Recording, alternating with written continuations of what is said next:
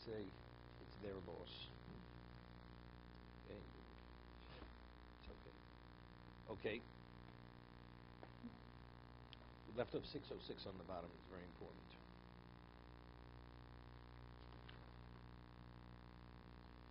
He spoke about most people, 99.9% of people, everybody sins.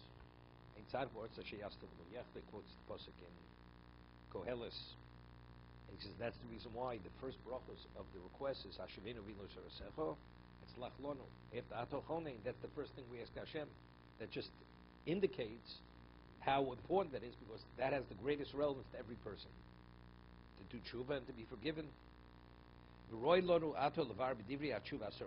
Therefore, it's appropriate that we explain 10 aspects of tshuva, to be able to understand it and to implement it properly. Harishon. Maya tshuva. What is tshuva? What does it mean to repent? Well, I'll turn over a new leaf. Okay, that's tshuva. Right, for the new year, we're turning over a new leaf. So you talk to a child, he says, what, you go out with a rake and you rake up the leaves in the backyard. Is that turning over a new leaf? Well, the truth is, it's about equivalent of that, maybe less, when people turn over a new leaf. What does that mean, turning over a new leaf? I'm going to turn over a new leaf for the new year. Firstly, you have to focus on the detail of what you did wrong.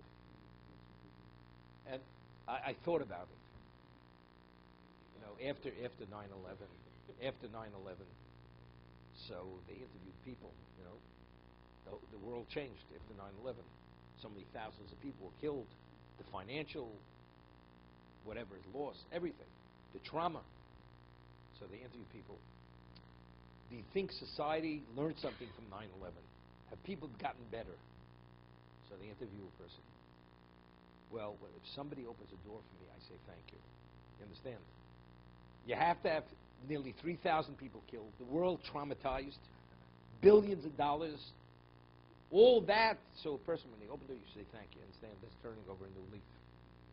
And the question is, how long did it last? The woman was interviewed 2 weeks after 9/11. Right? So first you have to know Ma'at tshuva. Ma'at tshuva. What is tshuva? And I'm not being facetious here. This is a reality. People are totally out of touch with what tshuva is. Many years ago, there was some person who was a Sephardic Jew.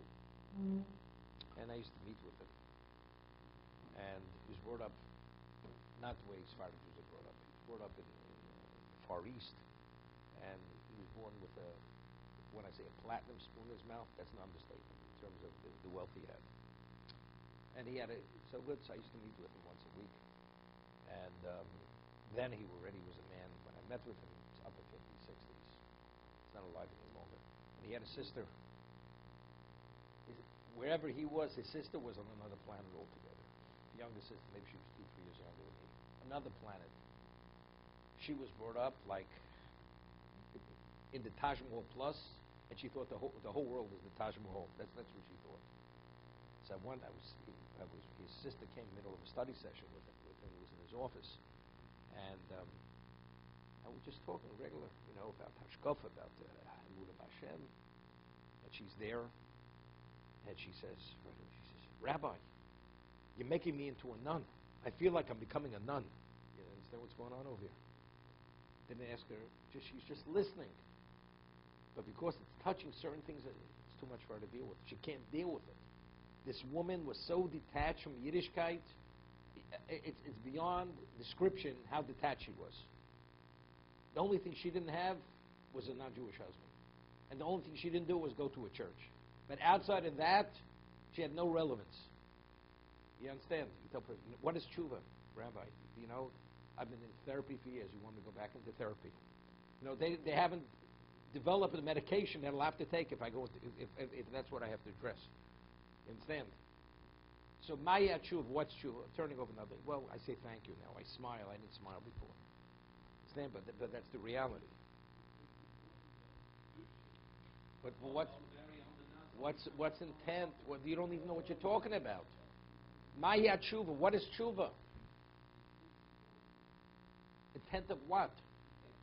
I intend to be a tzaddik. You don't know what it means to be a tzaddik. You think it means to stuff your mouth with sushi every morning. That's being a tzaddik. Okay, let's not be so technical.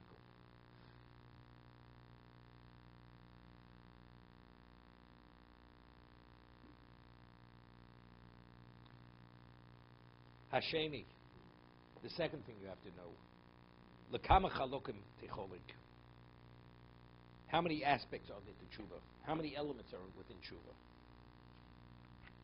Hashlishi, v'amoti ha'tshuva min ha'odom.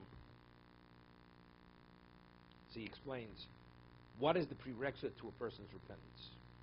Now, how do you come to it? To realize that you have to do tshuva, there's certain prerequisites. Haravi, the bear gideireo. Well, this already is the gideireo, you know. Charota, Kabbalah, Yogo, Nanocha, Busha. These are the elements of tshuva. Hachamishi, betonoi kolech mehem. Well, you have to understand what this means. The conditions of each of these essentials. Ashishi, eich ofnei ha'oro, this is the most difficult one. A person knows he did the wrong thing. How do you arouse yourself to feel remorse to be able to do tshuva? You have to recognize it sufficiently to understand that you failed. That how were you touched? You have to be touched to a degree to be able to do tshuva. How were you touched to that degree? This is the most difficult. Like, you know, you're saying the Shemona Esrei. You want to have kavanah, you can't get yourself going. Right? You want to, you know you stand for Hashem, and you just can't, you just like shut down. The person knows it's not perfect. He knows he has to make corrections. Just can't. Doesn't have that sense. He could say, I'm sorry, but he doesn't feel sorry. So how do you arouse the feelings to have that feeling to begin having the remorse? It's not simple. Not simple. Right? That's the reason why, you know, people, Muslims, they say vidui every day. Before Tachnam. You'd give them a midas arachmim, they say Oshamnu Bagadnu. You know, how long does it take to say Oshamnu Bagadnu? Right? It's probably as long as to say the olive leaves. That's how quickly they say it. I mean, why are you saying it's vidui? What's vidui? Vidui is tshuva. That's a prerequisite that the tshuva should be effective. Well, what are you saying? You don't even have enough time to even focus on almost on the meaning of the words. And you say it twice a day. And during slichas, you say 3 times. Could you say 3 times? Just on one of the issues, you have to stop and think and reflect on it for 5 minutes, minimally. That it should be, to get yourself any sense of anything. You know, it's like next case, you know. I'm sorry, I won't, next. What does it mean? Nothing. It's like popping pills. What are you doing over here?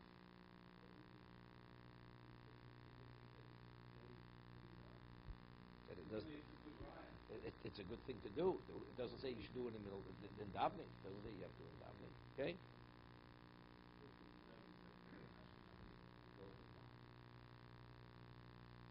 Hashishi, Hashvi, they're mafside tshuva. What interferes with tshuva? What undermines one not to do tshuva? Hashmini hayishtave bal tshuva im tzadik hanitzul menachet. Could we equate a bal tshuva with the tzadik who didn't sin? Hashem protected him, he shouldn't sin. Hachi bitochen lechot hiloshu bikol chet im lo. Is a person to be so far gone, it's not possible to do tshuva. Well, no, there's nothing which can't be corrected. Hasiri ma'ofni atachbud l'miyashat tshuva chatov kosher olov. What are the strategies to approach a person that's difficult to do tshuva? What's the strategy how to be able to do tshuva? How to tackle the problem? See, it's interesting. You know, one time you have people. What's the most important thing in a person's life? Ernie, what do you say? A role model. Role model is the most important thing. If you have a role model, otherwise everything in life is abstract. We're real people. Like we say, lo teishmei v'lo miriya. Right? Riyah, seeing something, experiencing something, is a whole different level of impact on a person. See, if you have a living role model of whatever that is. So one time, there were role models, real role models. You had a person, I remember Mashgiach Sechon of Rocha, came Elul, You felt Elul. You looked at his face and the way he walked around, and then the way when he started to give what they call the Musar shmuz. You sensed what he heard in Europe from Reb Chatzkel Levenstein and from Rabbi Rucham in the mirror in Europe. You had already it was a whole different. It was the atmosphere was a different level. It was a different level. Before you said something, you thought before you spoke. Because of that feeling and the environment changed immediately. It was a whole different thing. Like I said, somebody recently, parshas Shoftim. Every week you get on the Sedra, Chumash, Rashi, Targum, whatever it is, and came to Shoftim. Shoftim was always the first Shabbos back to Yeshiva during Elul. So when I learn Shoftim every year, it always brings back memory of the first Shabbos back in Yeshiva in Elul, going back a long time. But it's like reliving those moments. It's a whole different. You're ready when you learn Shoftim. You're ready to sense Elul, because Shoftim is synonymous with Elul, because that was the experience. So when you have the role model, we talk about what did Tagbula do tshuva. I remember when Mashgiach passed away. It's how many years now? It's 43 years ago, 44 years ago. So it was a question that what should they do? Take advantage of the event, the tragedy, to get the people, motivated to do certain things. So what should they study from Musar? What sefer should they study from Musar? That was the question.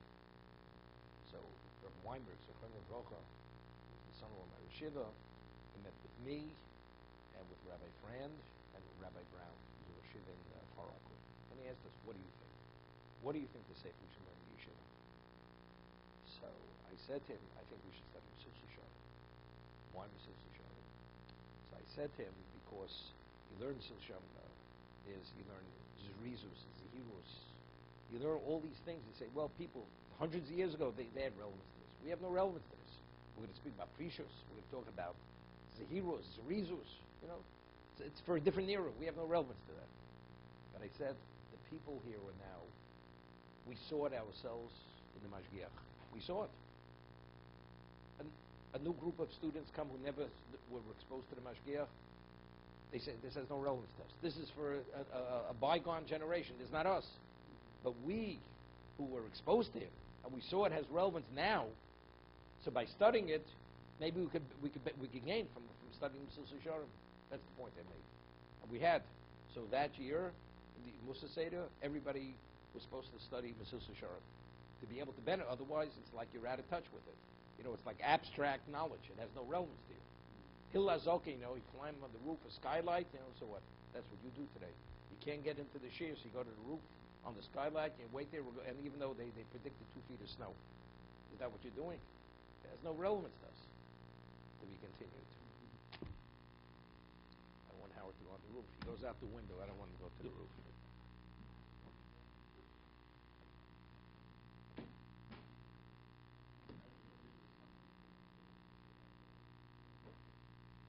If you don't have the role model, it's much more difficult.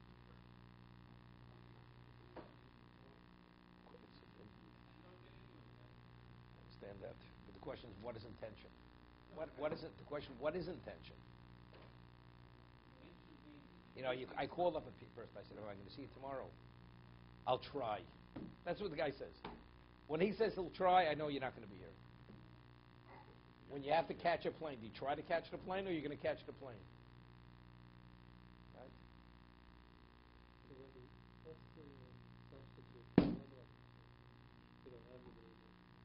You have to look. You have to look for certain things that impact you, affect you. What you do on Shabbos, learning in the Chabura, it's also because each one gives chizuk to the other one by discussing it and bringing out points, this and that. You by yourself, it's much more difficult. But the interaction, that also, it activates certain feelings, certain thoughts. Right? You see it in a different context. Firstly, you're removing yourself from your surroundings.